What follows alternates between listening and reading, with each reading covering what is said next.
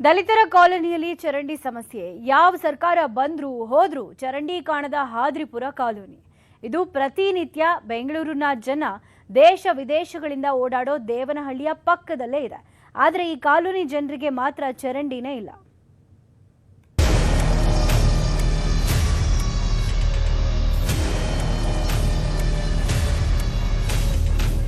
ಬಕೆಟ್ಗಳಲ್ಲಿ ಕೊಳಚೆ ನೀರನ್ನು ತರುತ್ತಿರುವ ಗ್ರಾಮಸ್ಥರು, ನಮ್ಮ ಸಮಸ್ಯೆ ಆಲಿಸದ ಅಧಿಕಾರಿಗಳಿಗೆ ಧಿಕ್ಕಾರ ಕೂಗುತ್ತಾ ಆಕ್ರೋಶ ಹೊರಹಾಕುತ್ತಿರುವ ಮಹಿಳೆಯರು.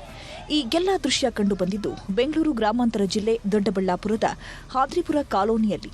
ಬಹುತೇಕ ದಲಿತ ಕುಟುಂಬಗಳೇ ವಾಸವಿರುವ ಈ ಕಾಲೋನಿಯಲ್ಲಿ 80 ಕುಟುಂಬಗಳು ವಾಸವಿದ್ದಾರೆ. ಇಲ್ಲಿ ಸೂಕ್ತ ಚರಂಡಿ ವ್ಯವಸ್ಥೆ ಇಲ್ಲದೆ ನೀರು ನಿಂತಲ್ಲೇ ಕೊಳೆತು ನಾರ್ತಿದೆ. ಮೇಲ್ಗಡೆ ಇರೋ ನೀರೆಲ್ಲ ಬಂದ್ಬಿಟ್ಟು ತಗ್ಗಿನ ನಿಂತ್ಕೊಂತವೆ. ಚರಂಡಿಗಳು ವ್ಯವಸ್ಥೆ ಸರಿ ಇಲ್ಲ. ನೀರು ನಿಂತು ತಲೆ ಕೂದಲು ಎಷ್ಟೋ ಅಷ್ಟು ಕಪ್ಪುಗಾಗಿರ್ತದೆ.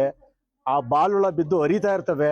ಆ ಚಪ್ಪಲಿ ಕಾಲಿಗೆ ಸಿಗ್ತಾ ಇರ್ತವೆ. ಆ ಬಾಲುಳ ಚಟಿ ಅಂತಿರ್ತವೆ. ನಡೆದಾಡ್ತಿದ್ರೆ ಒಳಗಡಿಕೆ ಬಂದ್ಬಿಡ್ತವೆ. ಆಮೇಲೆ ನೀವು ಮಳೆ ನೀರೇನ ಬಂತು ಅಂದ್ರೆ ಆ ಬಾಲುಳೆಲ್ಲ ಮನೆ ಒಳಗೆ ಬಂದ್ಬಿಡ್ತವೆ. ಅಂತ ಕೆಟ್ಟ ದುಸ್ಥಿತಿ ನಮಗೆ ಬಂದದೆ ಸರ್. ಸುಮಾರು ಒಂದು 20 ವರ್ಷದಿಂದ ಸಮಸ್ಯೆ ಇದೆ ಇದು. ಯಾಕೆಂದ್ರೆ ನಾನು ಬಂದು ಇಲ್ಲಿಗೆ 24-25 ವರ್ಷ ಆಯ್ತು. 25 ವರ್ಷದಿಂದನೂ ಚರಂಡಿ ವ್ಯವಸ್ಥೆಗಳಿರಲ್ಲ, ಏನಿರಲ್ಲ. ಯಾರೋ ಬಂದು ಒಂದ್ ಸ್ವಲ್ಪ ಚರಂಡಿಗಳಂಗೆ ಹೆಂಗ್ ಬೇಕೋ ಹಂಗೆ ಮಾಡ್ಬಿಟ್ಟು ಹೋಗಿದ್ರು. ಆಮೇಲೆ ಮೇನ್ ವಾಲು ಚರಂಡಿಗಳು ಇರ್ಲಿಲ್ಲ. ನಾವು ಪಂಚಾಯತಿಗೆಲ್ಲ ಹೇಳಿದ್ವಿ, ಪಂಚಾಯತರು ಯಾರು ಗಮನ ತಗೊಂಡಿಲ್ಲ. ಇಷ್ಟಾಗಿ 24-25 ವರ್ಷದಿಂದ ನಾವು ಬರೇ ಒಳ ಚರಂಡಿಗಳ ವ್ಯವಸ್ಥೆ ಇಲ್ಲ, ಏನೂ ಇಲ್ಲ. ಇಷ್ಟರೊಳಗೇನೆ ನಾವು ಮಕ್ಕಳು ಮರಿ ಎಲ್ಲ ಚರಂಡಿಗಳಲ್ಲಿ ಕಟ್ಕೊಂಡು ಇದ್ರೊಳಗೆ ಇದ್ದೀವಿ. ಯಾರಿಗೆ ಹೇಳಿದ್ರು ಸ್ಪಂದಿಸ್ತಾ ಇಲ್ಲ. ಇದ್ರ ಬಗ್ಗೆ ಯಾರಿಗೆ ಗಮನ ಕೊಟ್ಟರು ತಗೊಂತಾ ಇಲ್ಲ. ಏನ್ ಮಾಡೋದು? ಇನ್ನು ಸಮಸ್ಯೆಗಳ ಬಗ್ಗೆ ಅಧಿಕಾರಿಗಳು ಜನಪ್ರತಿನಿಧಿಗಳ ಗಮನಕ್ಕೆ ತಂದರೂ ಯಾವುದೇ ಪ್ರಯೋಜನ ಆಗಿಲ್ಲ. ಮಳೆ ಬಂದಾಗ ಕೊಳಚೆ ನೀರು ಮನೆಯ ಒಳಕ್ಕೆ ನುಗ್ಗುತ್ತೆ. ಕಾಲೋನಿಯಲ್ಲಿ ಅನಾರೋಗ್ಯ ಅನ್ನೋದು ಹಾಸುಹೊಕ್ಕಾಗಿದ್ದು ಆಸ್ಪತ್ರೆಗೆ ಅಲೆದಾಡುವಂತಾಗಿದೆ.